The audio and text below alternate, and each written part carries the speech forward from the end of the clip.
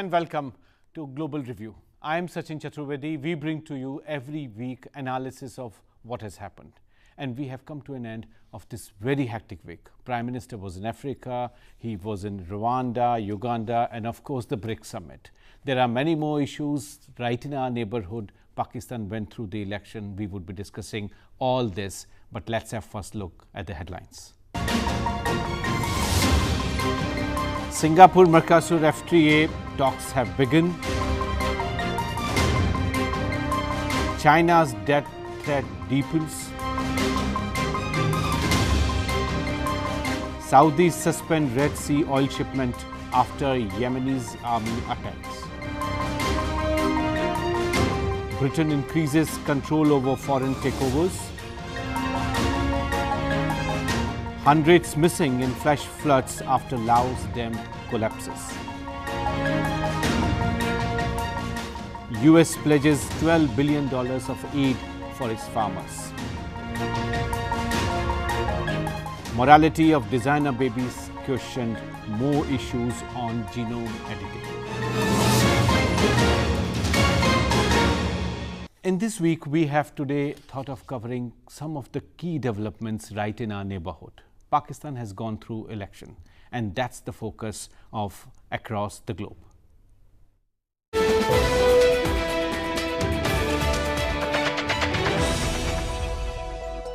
Extremely important elections in our neighborhood.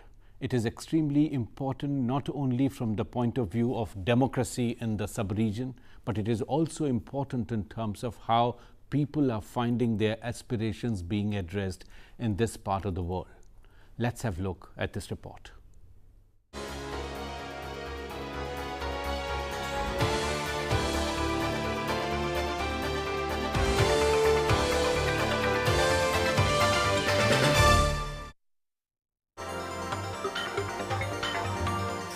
On 25th July, Pakistan held general elections to elect its 15th National Assembly and 4 provincial assemblies of Punjab, Sindh, Baluchistan and Khyber Pakhtunkhwa. Imran Khan led Pakistan Tehreek-e-Insaf, that is PTI, seized 115 seats in the National Assembly, followed by Shehbaz Sharif's Pakistan Muslim League N with 64 seats and Bilawal Zardari's Pakistan People's Party took 43 seats. To form the government, the PTI needs 172 seats and hence will have to go for a coalition. In the provinces, PTI and PML-N dominated Punjab. PPP will be forming the government in Sindhi and PTI in Khyber Pakhtunkhwa. Baluchistan remains fragmented with Muttahida Majlis-e-Amal and Baluchistan Awami Party forming the government.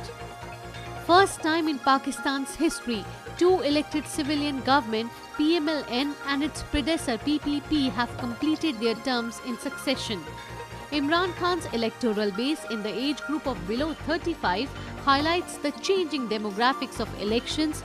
However, turnout rate of 52% was 2% lower than 2013. Pakistan's political stability lies in the control of the Punjab province, where PTI and PML-N are vying for government. PML-N retained popularity in Punjab despite Nawaz Sharif's court verdict. Fundamentalist party did not fare well as Allahu Akbar Tehreek backed by Hafiz Saeed failed to win a single seat. The European Union's election observation mission to Pakistan noted that the elections lacked equality amongst candidates for campaigning. Rigging allegations emerged as 5 empty ballot boxes and election papers were found near Karachi and Sialkot. Opposition parties have asserted a strong influence of the army in the counting of votes. PTI has agreed to assist with transparency-related investigations. Imran Khan has made statements to improve relations with India. Prime Minister Modi expressed hope that democracy will deepen in Pakistan and reiterated his piece of vision and development in the neighborhood. In relations with China, Pakistan needs to ensure that $62 billion Chinese investments for China-Pakistan Economic Corridor go as planned. It should be noted that Pakistan's foreign debt stands $92 billion. Simultaneously, US building pressure on Pakistan to address the Afghan Taliban issue. So as MPs settle down to have their government in place, what direction Pakistan would go in? The jury is still out. How the elections were conducted, who sponsored specific candidates, how the vote banks were influenced. And to discuss these issues, we have an eminent panel with us. We have Ambassador Rajiv Bhatia from Gateway House, and we are also joined in by Professor Shriram Cholia. Let me begin with you, Professor Shriram Cholia.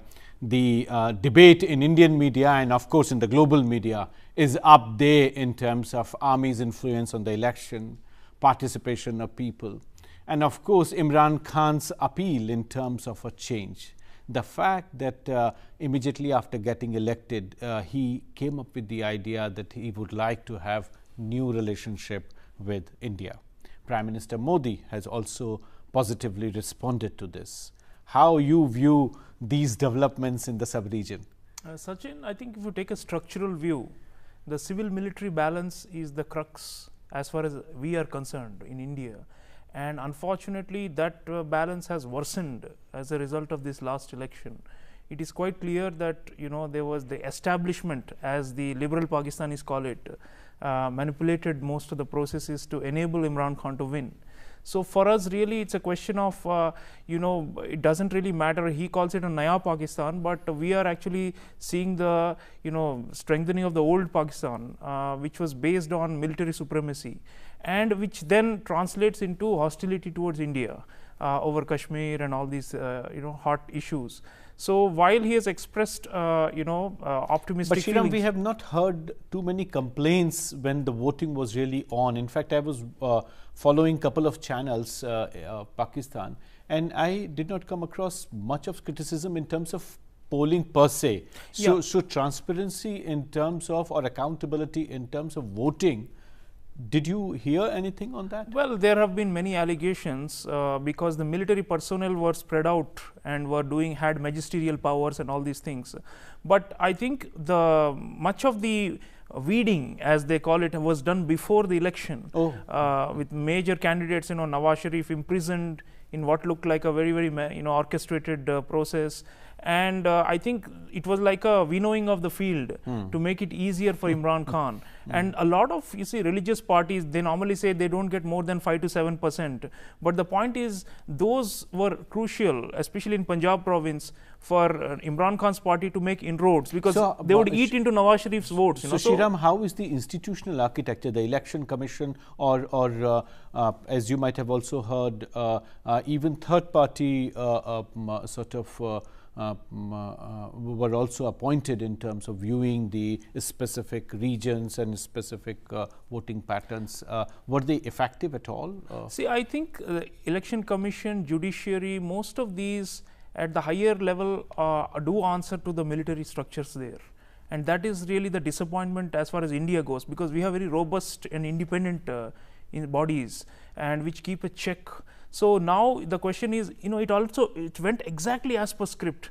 Even before the election, they were saying the army wants a coalition. The army doesn't want Imran Khan to win an outright majority. And they got it as per script. He's short of majority. He'll depend on coalition partners. The military will, from behind the scenes, ensure that Imran doesn't cross the red lines, especially on foreign and defense policies, or touching their control over the economy, which we'll discuss in the book of the week today. So I think overall it looks to me like a very bleak picture. But whenever there's a new phase, we have hope in India. We had extended our hand to Benazir Bhutto, to Asif Zardari, to Nawaz Sharif. Whenever there are civilians, we would hope that their hand would be strengthened. But relatively speaking, I'm not that optimistic, because Imran is coming in as the weakest of them all in terms of the coalition logic and in terms of its dependence on the religious parties and on the military. Yeah, and Mr. Bhatia, the Pakistan election, as Shriram has described, has gone through some a review by several people, and as I was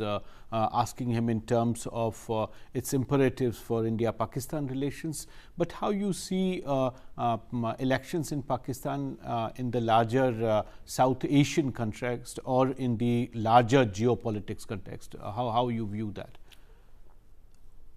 I think South Asia is definitely in a difficult phase now. So, looking at India's neighborhood, It's a new phase because clearly some of the major powers have become extremely active. China, for example, is now virtually taking very intensive interest in the region, and then as a result of the complex relationships within the region, SAARC has been in a limbo now for quite some time. Happily, BIMSTEC is now coming up because the summit is due to take place at the end of this month in Kathmandu. Yeah. So, looking at the equations within South Asia, one can say that I think all governments will make fresh endeavors in order to start a new chapter with the new Pakistan or the new leadership in Pakistan. There would be changes, and I think we will have to watch how it really unfolds. Before I take a break, Shriram, just let me quickly ask you how you see this new dispensation in Pakistan vis-a-vis China. What kind of connect you see? I think Imran Khan had initially questioned the CPEC. Yeah, because it was almost like a sellout of Pakistani sovereignty to Chinese debt. Yep. And he had said that we need to revise it. But since winning the election, he is increasingly saying China is our development model and we must follow how they became prosperous and lifted people out of poverty. It's quite naive because they don't have, in the Chinese system, it's a completely different system. There's no military hand in the polity, and it's a party-dominated authoritarian system. So, but I think he is likely to play that card to try and extract leverage vis-a-vis India, which other Pakistani leaders have done in the past. And now with the American pressure on Pakistan vis-a-vis the support for extremist groups, he will increasingly lean towards the Chinese even more to say that, look, Trump can't harm me because I've got the Chinese on my side. So that is going to increase, and we'll have to think about how that, in terms of geopolitical pressure, what that means for India. Exactly. We would have to stop here for a break. Don't go away. We would discuss many more very interesting things.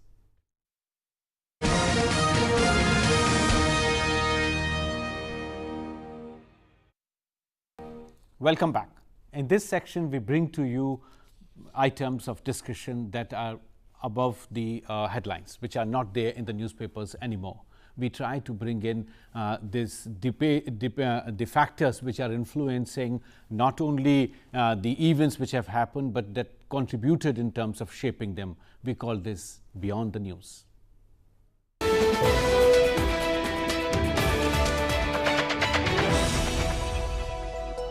In this section today, we are taking up Prime Minister's visit to Africa. As we said, he visited Rwanda, Uganda, and was also at the BRICS summit. Let's have a look at this report.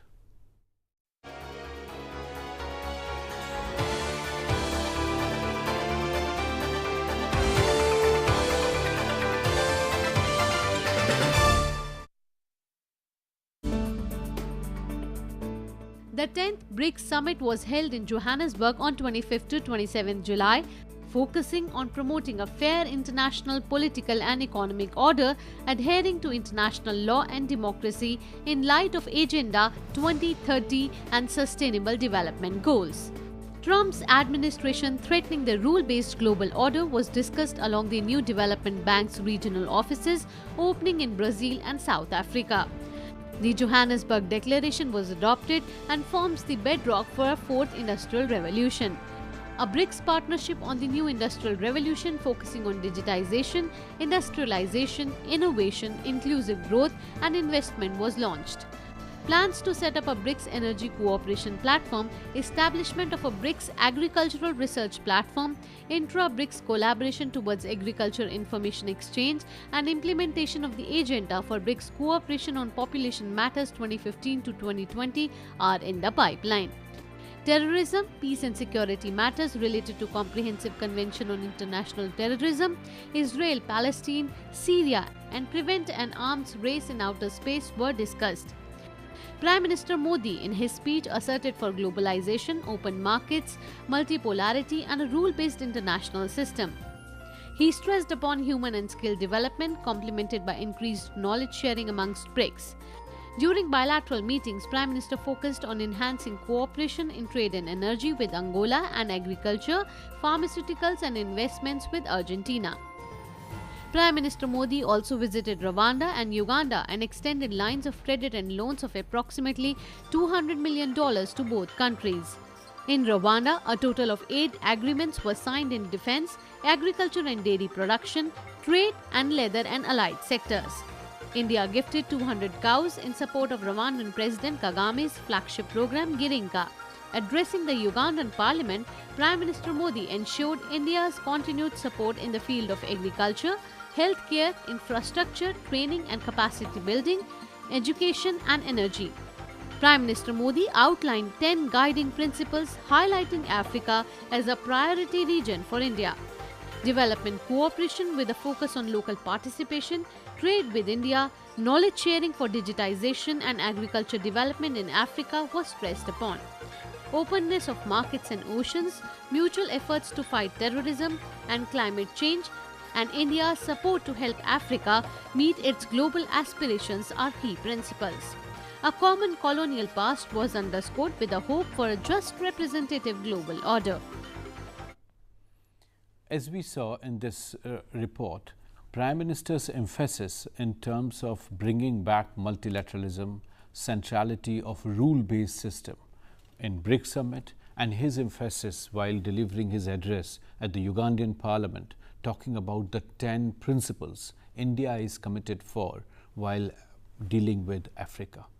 We have here Ambassador Bhatia, who has been our envoy in the African region, has dealt with several key policy decisions when it comes to Africa.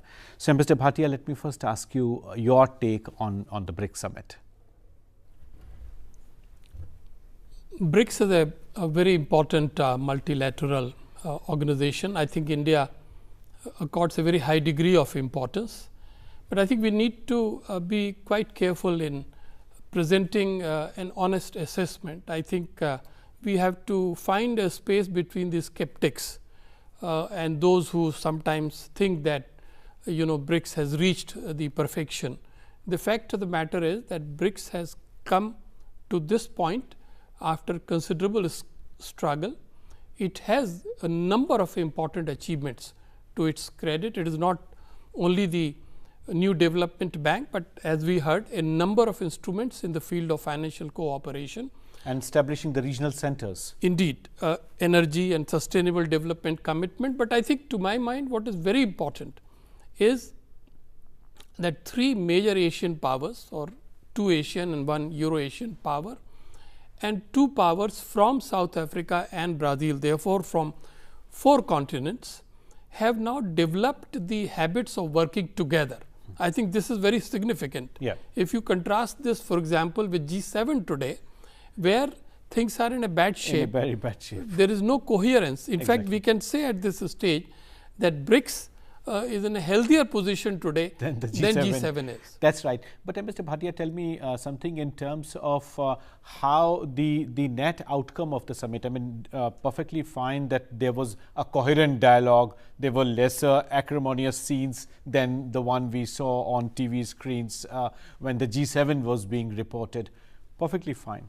But what kind of alternative that we are seeing in terms of development narrative, in terms of the way global institutions are to be managed, do you see a point of convergence now or even in near future in terms of how China, Russia and the IPSA grouping, if I may use the phrase, would be converging their perceptions in terms of management of global institutions? Well, I think there are 2 aspects. One is the convergence of these 5 on the larger geopolitical and geoeconomic issues. I think it is very clear that this commitment to multilateralism and opposition to protectionism, this whole emphasis on rules based trading, focus and attention to WTO, these are all being done in the context of what is happening in the world today. I think this is a kind of a pushback to what you see in the US and in the US-EU relations and in the actions of what US has been doing in East Asia. So, in a way it is not anti-Western, but it is a non-Western approach that we are seeing emerging very clearly. With regard to the second aspect, that is the larger BRICS 5 and the smaller 3 IPSA, an institution which I followed very closely over the years. I think it is very clear that these 3 countries, India, Brazil and South Africa are content to let IPSA grow for the time being at the sub-summit level. Absolutely right. Let me now turn to Shriram. Shriram, for the first time after India launched this systematic exercise of engaging with Africa under the IAFS, India-Africa Forum Summit, Prime Minister of India has come up with this structured 10-point agenda in terms of our engagement. How significant is that, and what are the imperatives? No, it's very important. The one he gave in Uganda, 10 principles, I think people have been asking in the African continent for a long time that you say that you're different from China and you say that you are not interested in mineral exploitation, then what are you here for? Why are you doing capacity building? What do you get from it? So I think these 10 principles have outlined to a great extent what is our intent, what are our interests, why are we doing this, and how are we doing this. There, I think clearly we have distinguished ourselves from China. But at the same time, I think, and especially the principle about consultation, about wanting African-owned processes to go forward, where we are simply a catalyst from behind. These are important elements to distinguish that India has a philosophy, a guiding philosophy behind its overseas assistance. And I think he also, the industrial revolution part is important, because Prime Minister mentioned that we want more Indian investment in Africa. Our outward investment, as you know, has not gone that much to developing countries, and it's high time that we do that alongside our diaspora. If we can channel those, especially in the Eastern and Southern African region, if we can bring in more Indian investment, like the Mittals are a big success story already there, but we need more such. We are running out of time. We need to take Book of the Week.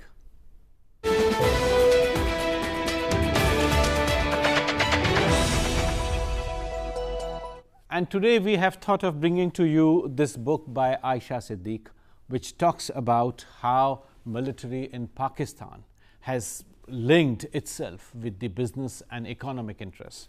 The very impressive part of this book is this term that she has evolved in terms of calling it as mil-bis, so military business. And mil-bis is a phrase that she has used in this book to describe how commercial interests have become an intrinsic part of the establishment in Pakistan. The army has developed interest, and there are detailed case studies in terms of establishing Fauji Foundation and Army Welfare Trust to begin with, and these two foundations have become some of the biggest business conglomerates in Pakistan. They have interest in pharmaceuticals, they have interest in business and construction program, and of course in fertilizers. So Professor Shriram Cholia, what's your way of looking at this outcome of this book? Sachin, Ayesha Siddiqua is a landmark work, because what she's saying is there is a political economy behind dictatorship. And the reason they do not relinquish power, either directly or indirectly, is because of these stakes. You see, if 70 to 80% of most of the land, the agriculture, the industry, banking, finance, everything is controlled behind the scenes by generals. What are the civilians doing, Shriram? That's the real question. There was one moment when General Musharraf was overthrown, 2008, 2009, when it looked like the balance would be upset with a surge from below, but they have again, tamped down on it. So what she's saying is essentially, it's a bit like Egypt. The military never relinquishes, and it's very hard to overturn the imbalance. Exactly. And we need to read Any closing comment from you, Mr. Bhatia? This is not the monopoly of only our neighbor in the West. If we look at our neighbor in the East, Myanmar, where I served, once upon a time, this was also a very known story and scene, but there are differences, and I think we would have a chance to talk about them later.